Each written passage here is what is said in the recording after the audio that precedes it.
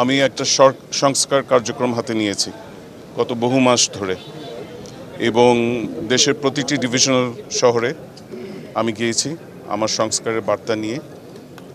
এই আমার ষষ্ঠ বোধহয় ডিভিশনাল টাউনে আসা। আপনারা যদি গত কয়েক মাস ধরে আমি যে বার্তা দিয়ে যাচ্ছি সংস্কারে, সেটা যদি পর্যবেক্ষণ করেন, আমাদের বেশ কয়েকটি অর্জন হয়েছে। গতকালকে আমি যে ভাষণ দিয়েছিলাম সেমিনারে, সেই কথাগুলো আমি বলেছি।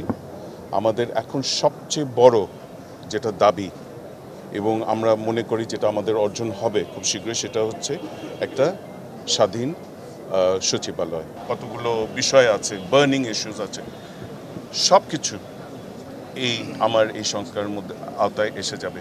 প্রশ্নটা এখন হচ্ছে যে সংস্কারটাকে কত মোমেন্টামটা গেইন করা এবং এটাকে সাস্টেইনেবল করা। সাস্টেইনেবল শুধু 1 মাস 2 মাস না, বছর দশক। সেই দায়িত্বটা কে নেবে?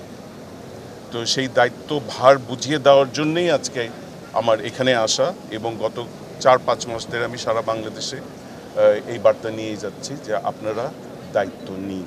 আমি বারকে বলছি, বেঞ্চকে বলছি, জাতিকে বলছি।